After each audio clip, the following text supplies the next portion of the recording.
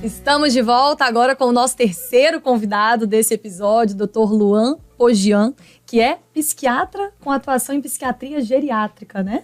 Isso mesmo. Seja bem-vindo, viu? Obrigada. Muito obrigado. Eu acho esse espaço muito importante, porque é um espaço para se debater sobre esse tema, né, do envelhecimento, e a gente combate o medo de envelhecer com conhecimento. É isso. Agora eu quero saber se você também tem medo de envelhecer.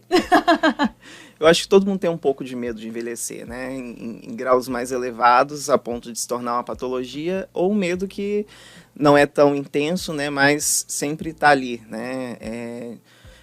Eu acho que o medo de envelhecer ele faz parte e ele deve servir como um fator que nos estimule a lidar com estratégias de saúde, né? Uma estratégia de vida com mais saúde, com mais equilíbrio, com mais moderação. E aí, assim, com relação a ter medo de envelhecer, o meu principal medo é de dar trabalho, né? De também ficar dependente, né, que é um dos principais medos dos idosos, é tornar-se dependente, perder a funcionalidade, né. E desde que você começou, assim, sua residência, né, sua vida acadêmica na medicina, enfim, você se interessou por partir para esse lado de cuidar da saúde mental dos idosos? Uhum. Inicialmente, eu sempre gostei muito da escuta, né, da escuta ativa. Por isso que dizem que a gente tem 2 ouvidos e uma boca, né? Para a gente ouvir mais. E aí isso me levou a fazer a psiquiatria. Dentro da psiquiatria, a gente roda, né, nos diversos ambulatórios de saúde mental. Eu comecei a ter interesse mais por essa parte até mais orgânica do cérebro, né? Então eu comecei a gostar um pouco mais das doenças neurodegenerativas, das demências, dos distúrbios de movimento. Mas eu fui percebendo que o idoso também precisa dessa escuta ativa. Aliás, é a geração que mais precisa de uma escuta, né? Muitos são carentes. Solitários, às vezes. Exatamente. E aí essa escuta, ela traz um crescimento muito grande para o profissional, né? A gente tem muito a aprender com os idosos. Cada idoso traz consigo um conhecimento, uma sabedoria, uma história de resiliência, e isso ajuda, inclusive, a gente a ser modelo, né? Eles são modelos para nós. Modelo do que a gente deve fazer e do que a gente não deve fazer também, né? E é muito gratificante você atender um idoso quando chega no consultório, às vezes sem propósito de vida, sem energia, sem aquele brilho nos olhos, e aí quando você consegue restituir a ele esse propósito, essa alegria, é algo assim que não tem preço, né, de um valor imenso. E para a família também, né, porque a família compra também o tratamento, né, isso é muito bonito. Eu imagino. Pelo que a gente já conversou aqui, né, já deu para perceber que o medo de envelhecer é algo muito comum entre as pessoas, os mais jovens, os mais velhos. Quando é que a gente precisa ter atenção de que esse medo está se tornando uma coisa fora daquilo que é considerado ok? Sim. Aí é até interessante a gente distinguir o que é um medo do que é um transtorno de ansiedade, né? O medo ele está mais relacionado a situações temporárias. O medo ele sempre existiu. O medo ele prepara a gente para situações de luta ou fuga, né? Então um homem primitivo, por exemplo, ele tinha medo de um bicho, né, de uma onça, de algo nesse sentido atacar. Então, o medo é fisiológico, é uma reação fisiológica do nosso corpo, onde a gente tem liberação de adrenalina, né, de neurotransmissores que vai fazer com que a gente lute ou fuja daquela situação. Então, são situações temporárias, porém, quando isso começa a ser muito frequente, de uma intensidade muito intensa, a gente já parte para o adoecimento. Né? E esse adoecimento ele pode se transformar num episódio de pânico, em episódios recorrentes de pânico, em um transtorno de ansiedade generalizada, até em depressão, né? Ou uma tristeza mais prolongada. Então, quando a gente já começa a ter esses sinais, é importante procurar ajuda. Às vezes até antes, né? Mesmo no estágio de medo, é interessante fazer uma terapia. Na prática, como é que a gente pode observar isso, assim? Até a gente que é de fora mesmo, né? É uma pessoa que às vezes a gente vê que está obcecada talvez por uma alimentação saudável, ou uma pessoa que está obcecada por atividade física.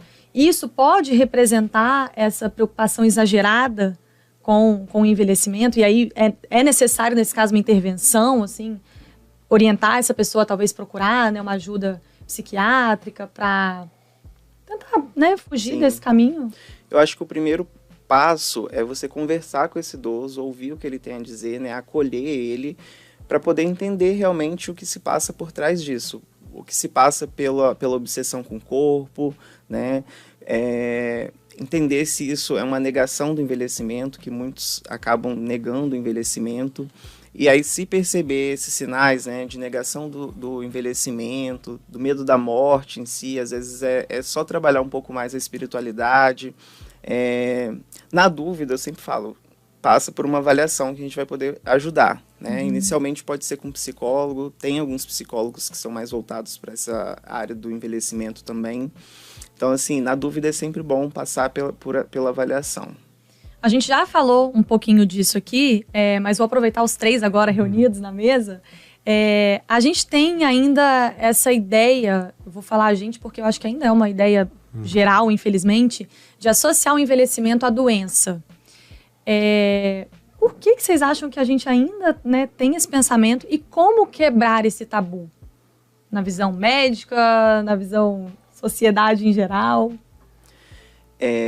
Durante muito tempo, o envelhecimento, as pessoas nem envelheciam direito, né? Há muitos anos atrás, alguns anos atrás. Então, as doenças que hoje são doenças que se tornaram crônicas, matavam, né? Então, uma pessoa hipertensa, uma pessoa com dislipidemia, muitas vezes nem recebia o diagnóstico, né? Nem tinha esse cuidado preventivo, né? Essas etapas que tem, né? De prevenção, diagnóstico, tratamento e reabilitação. Muitas vezes nem prevenção tinha.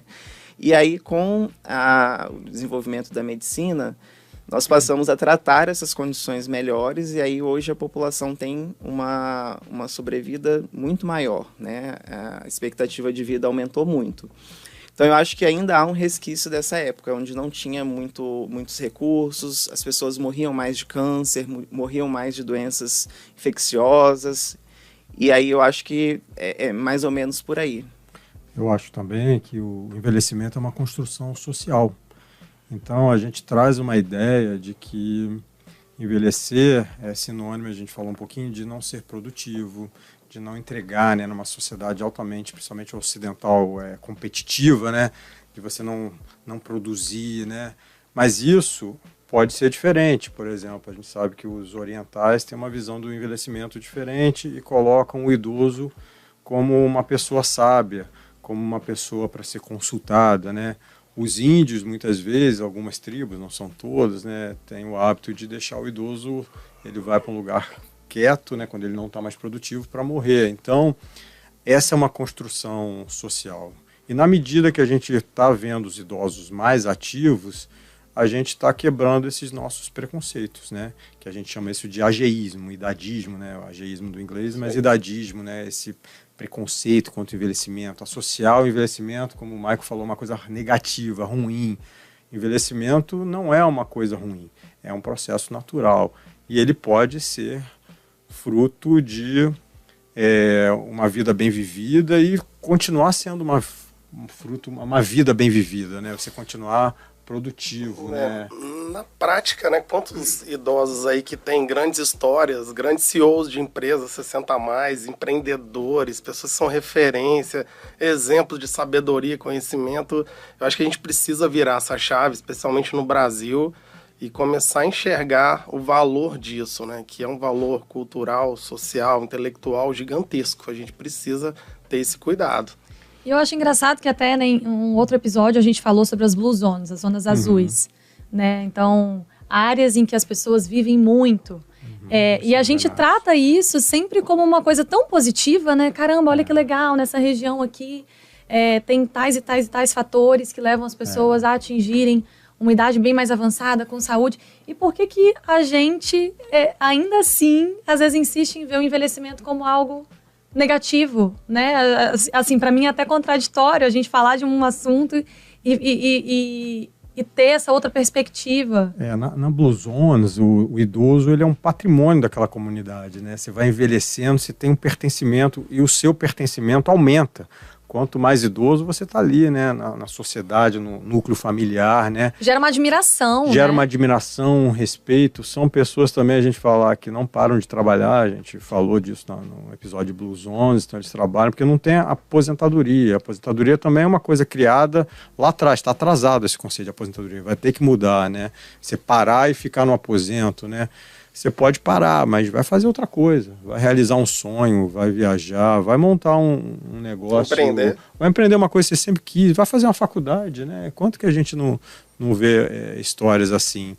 Então eu acho que é nesse sentido, a gente trazer o idoso e fazê-lo pertencer mais, né? E não isolá-lo, né? Para ele estar dentro do processo da comunidade, da sociedade, né? De forma natural. Envelhecer é um privilégio, né? Sim. E aí, contextualizando o que você falou, o Dr. Rony falou, tem uma paciente de 90 anos, está um caso clínico, né? Vou usar o pseudônimo de Maria. Ela chegou no consultório para mim pela primeira vez, já tem uns 4 anos, e aí a queixa principal dela era: eu tenho medo de ficar velha, né? E ela já tinha 90 anos. E eu falei: como assim? Me explica melhor. Lá, doutora, eu tenho medo de ficar velha desde que eu tinha 60 anos. Aí ela mesma faz essa comparação, né? Ela fala assim: por que eu não economizei esse tempo todo, né? 30 anos com medo de ficar velha, já tô com 90, mas agora não tem jeito, porque agora realmente eu tô velha, né? Ela cita um exemplo, ela falou assim: já viu alguém chegar a 110, a 115, a 120? Porque, assim, todas as minhas amigas já faleceram, né? Então, o meu contato social já diminuiu muito. E aí ela vem com essa angústia, né? Essa angústia relacionada ao envelhecimento. Ela estava tratando comigo sintomas depressivos, né? Um transtorno depressivo com sintomas ansiosos.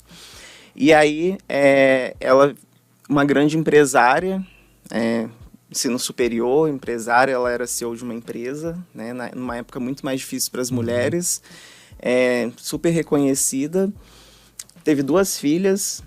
E essas filhas, quando ela chegou, ela tinha mais ou menos uns 60 anos, começaram a assumir o comando da empresa.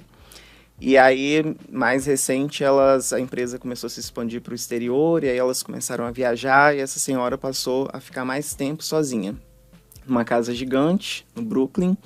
E aí, os medos dela, os principais medos dela, era justamente de perder a autonomia, porque até então ela estava com uma autonomia totalmente preservada. Ela ia para consulta chamando um aplicativo que ela mesma pedia pelo celular dela.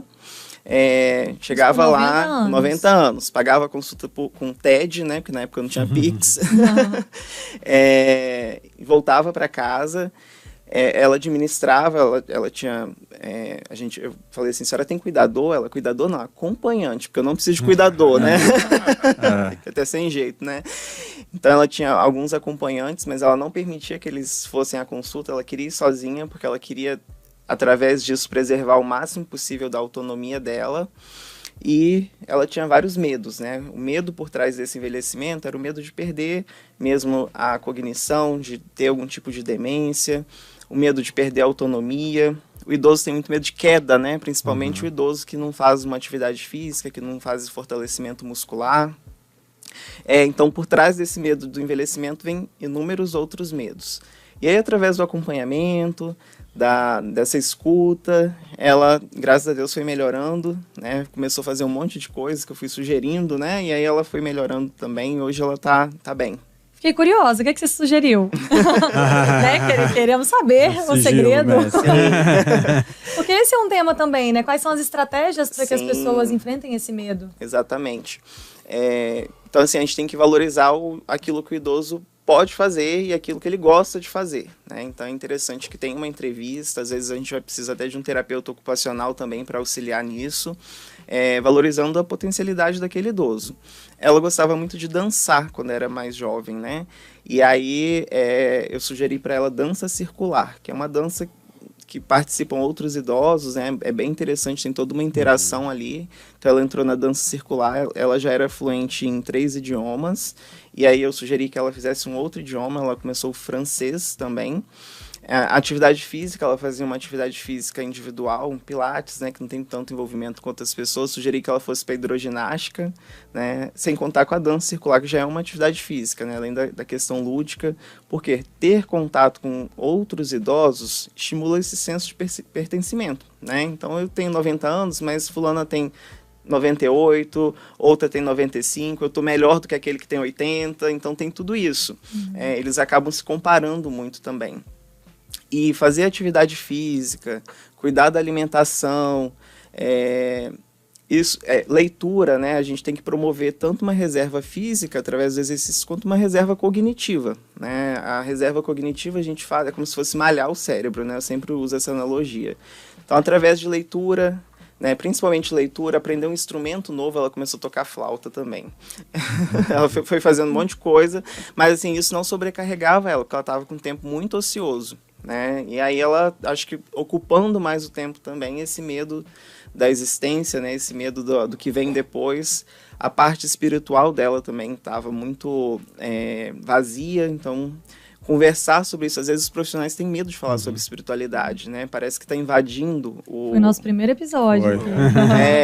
É interessante que a gente não vai impor nada, né? Nós não estamos na situação de impor, mas a gente pode estimular, né? Através de fazendo perguntas, perguntando para o idoso como que ele entende isso, como que ele entende depois da morte, o que ele acha que vai acontecer. Esse debate... principalmente quando é possível ter um debate em grupo, né? Terapia de grupo funciona muito bem para idosos também, é muito importante. Essa história me trouxe até uma reflexão aqui, /dúvida. Vocês acham que esse medo de envelhecer, ele tende a atingir pessoas que são mais ativas na juventude? Por exemplo, pessoas que têm um trabalho muito bem definido ali, né? Que tem uma função muito importante e que às vezes elas têm a sensação de que elas podem perder essa importância, bem entre aspas, né? Que elas têm enquanto são jovens? Vocês acham que pode ter alguma relação com isso? Eu acho que sim, porque na verdade é uma consciência, né? Então, durante a vida, se você tem muita consciência, muita autonomia, muita independência, quando você envelhece, você fica com medo disso. Se você não tem consciência disso, né? Você talvez... Acaba nem passando pela cabeça, talvez. Vou vivendo, né? E beleza, né? Mas que nem o caso que o Luan falou, né? Uma senhora que tinha um papel social muito bem delimitado, marcado, com uma importância, né? Sim. Então isso também faz refletir sobre essas mudanças também, né? Eu vou largar uma empresa, um trabalho porque eu estou idoso, né? De repente, numa empresa familiar, talvez fazer isso de forma gradual, né? Sim. Dar liberdade para ela participar de decisões, de conselhos, né? Então isso, eu entendo que sim, que isso tem influência. E é importante que a família vá fazendo algumas mudanças de forma gradativa, né? Não é simplesmente chegar do dia para a noite e falar assim, olha mãe, agora a senhora não pode mais dirigir, né? Vamos vender o carro. Isso impacta muito, porque o idoso ele sempre faz essa comparação, né? Se eu não posso dirigir, eu já estou perdendo minha autonomia. Qual que vai ser a outra limitação, né, que vão impor? E aí essa senhora, ela já tinha uns 10 anos que não dirigia, ela tinha até condições de dirigir ainda, né? Mas já tinha uns 10 anos que ela não dirigia porque a família temia que acontecesse alguma coisa, já que as filhas não estavam sempre presentes. E como o Rony falou, ela administrava uma empresa com mais de 200 funcionários, né? E aí, de repente, ela perde esse status, né? E ela administra, né? Ela administra agora 4 funcionários que ela tem em casa. Então tem essa perda de status também. Então isso impacta sim, com certeza. Também a gente de repente pode substituir, né? Então assim, se eu não estou administrando uma empresa, eu posso adquirir outras habilidades e outras funções, né? Então isso também é interessante, aprender coisas novas, né? De repente ela não está mais administrando a empresa, mas ela está curtindo lá, mexendo nos aplicativos, né? Está fazendo outras coisas, se sentindo útil e se sentindo independente, né? Que isso que que a gente já concluiu que é mais ou menos o medo universal das pessoas, de perder a sua autonomia e independência, né? Sim. Ela falou, eu perguntei pra ela o que ela gostava de fazer, né? Isso na primeira consulta. Ela falou assim, eu gosto de assistir vídeo no YouTube. Eu falei, como a senhora faz no celular? Aí ela, não, doutor, isso já é do passado. Eu coloco no celular, mas eu espelho na TV. Eu falei, pô, me ensina como aí, faz, né? Não, ela é um ótimo exemplo pra gente, então, né? É muito... Só que tinha um medo, né? Que ela foi tratar esse medo, essa angústia, mas com essa forma de trabalhar com ela, teve um resultado bem interessante. E tem um negócio legal que no Brasil, acho que a gente já comentou em algum outro episódio, que no Brasil ainda está pouco explorado, que é o voluntariado. Então, os idosos muito saudáveis, né, eles podem, assim, que nem ela, ativa, que quer se sentir útil, né, então ela pode ser uma referência para muita coisa, né, para outros idosos, né, e existem milhares de trabalhos, né, isso é muito comum nos Estados Unidos, na Europa, né, então ela se mantém ativa, trabalhando, produtivo, se sentindo pertencente e ensinando, por exemplo, ela poderia ensinar outros idosos a usar a tecnologia. Olha que máximo que seria, né? Vou até continuar usando essa paciente aí de exemplo para uma outra pergunta, porque eu achei a história dela muito interessante. Ela, em algum momento, citou o medo de envelhecer no sentido da pressão estética, das transformações físicas? Mais com relação à fragilidade. Né, com relação à perda da força muscular, porque ela chegou, ela não tinha uma vida muito ativa, né, ela estava muito parada, então tinha essa fragilidade mesmo, essa perda de massa muscular, então ela tinha medo de queda e, como consequência, medo de perder essa autonomia do movimento, né, de ficar acamada e depender de alguém para cuidar dela. Agora, com relação à aparência em si, ela não tinha... Aliás, ela era uma idosa muito bonita, muito vaidosa, né? Nunca tinha feito nenhum tipo de procedimento, o que hoje já é um pouco mais difícil também. Muito as pessoas difícil. Têm negado muito, né, isso. Tem gente que mente a idade, né? Exatamente. É muito comum. E assim, isso é um problema também, né? O medo de envelhecer não afeta apenas a saúde mental, né, psicológica. Pode afetar a saúde física também. A partir do momento que você começa a negar o envelhecimento e fazer procedimentos estéticos, já tem idosos que já tinham feito 15 cirurgias plásticas, por exemplo. Quando vai para o campo do exagero, né, é muito perigoso também. Então, além de afetar essa parte física, é interessante também que esse medo persistente do envelhecimento, como medo de outras coisas também, não apenas do envelhecimento, esse estado de tensão constante, esse estresse constante, essa depressão constante, isso desencadeia uma série de reações químicas no nosso corpo. Naturalmente, a gente tem uma ativação do eixo neuroendócrino, né, hipotálamo, hipófise adrenal, e a gente tem mais liberação de glicocorticoides, como, por exemplo, o cortisol, a gente tem mais liberação de catecolaminas, como a adrenalina, a gente tem maior produção de fatores pró-inflamatórios, de interleucinas pró-inflamatórias, interleucina 1, interleucina 6, TNF-alfa, isso tudo em conjunto pode predispor a uma fragilidade imunológica, a uma fragilidade para doenças cardiológicas, oncológicas. Então, tratar o medo não é apenas tratar a ansiedade e depressão, é prevenir também. Eu falei da pressão estética por ser uma paciente mulher, mas vocês acham que essa pressão estética, que eu acho que atinge principalmente, né, os mais jovens, quando a gente fala dessa questão do envelhecimento, é muito comum também entre os homens, já que estou aqui com 3 homens? Eu acho que é muito menos comum no homem do que na mulher, né? A mulher tem uma pressão social, né, da beleza, então eu acho que são as mulheres, tanto que elas são as grandes frequentadoras das cirurgias estéticas, né? Não quer dizer que não existam homens vaidosos e tão preocupados com isso, né? O homem, eu acho que a posição social dele, né, influencia talvez mais, né? Ele se coloca mais dessa forma, e a mulher, realmente, a beleza é algo mais significativo, né? Mas voltamos a falar, a gente tem que começar a valorizar, né, que uma ruguinha é bonito, né, que, né, tem idosos lindos, cabelo branco, né, e ver isso como algo natural e bonito, né? Sim. E falar sobre isso, né? Porque às vezes a gente acha bonito e não fala, com receio, né? Os homens, eles estão muito preocupados, às vezes, com a sexualidade, né? Se preocupam muito mais que as mulheres.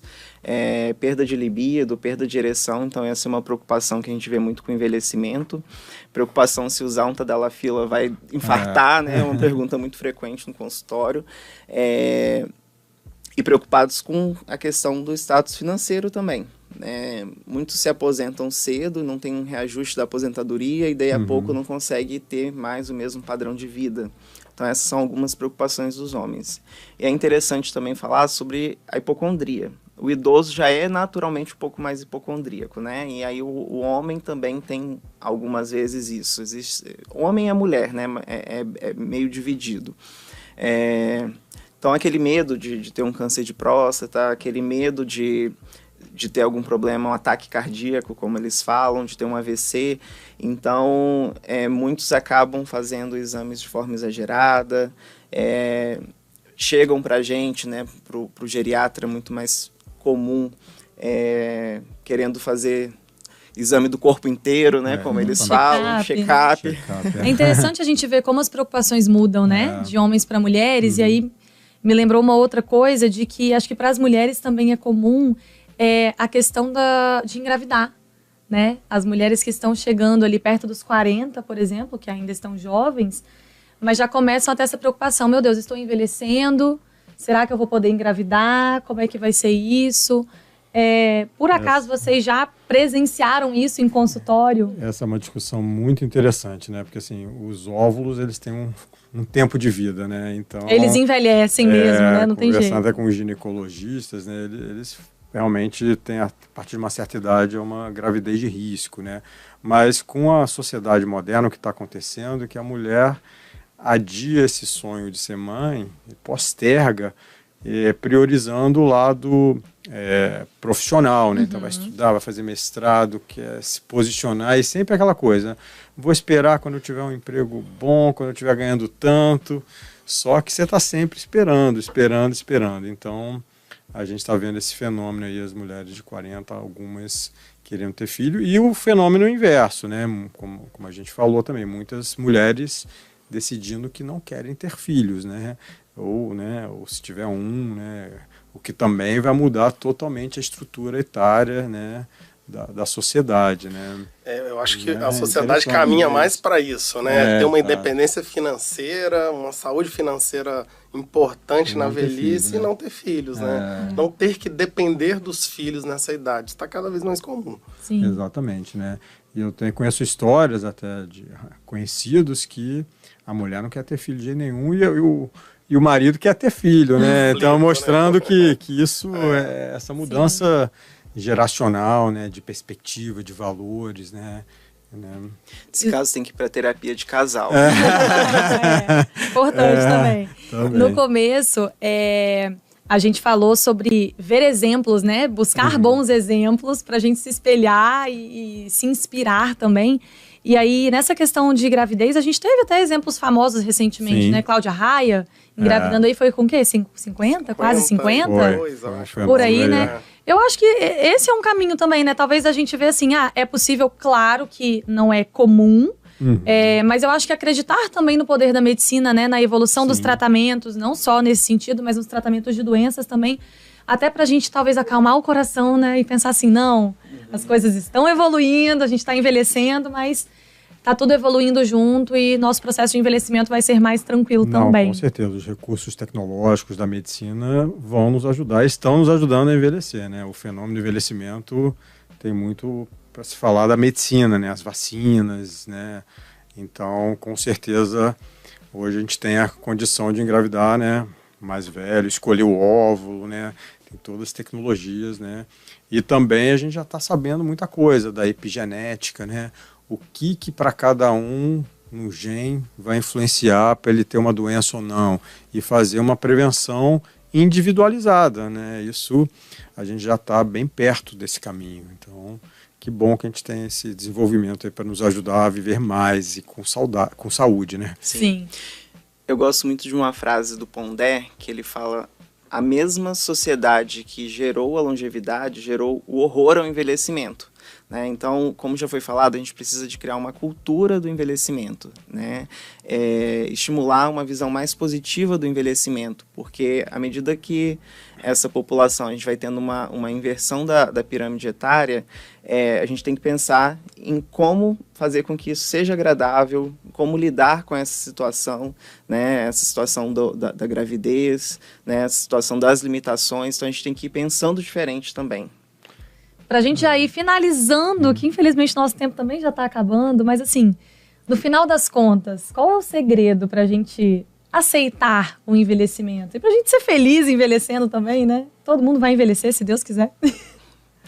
Eu acho que passa pelo conhecimento, como eu já falei, né? Conhecer, saber o que vai acontecer, saber que o envelhecimento é para todos, né? Não é só você que vai envelhecer.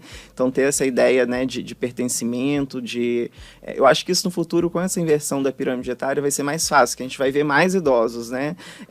Se identificar mais. A nossa geração realmente, assim, como eu sou psicogeriatra, eu já acabo vendo bastante idosos, né? Eu já fiz um levantamento recente, eu tenho 18 pacientes já com mais de 100 anos. Então, a gente já está vendo mais idosos. É uma blusona, gente, no consultório dele. Se estiverem saudáveis, boa parte estão, né? Mas também é algo muito delicado, né? Já nessa idade. Precisa de um acompanhamento com mais regularidade.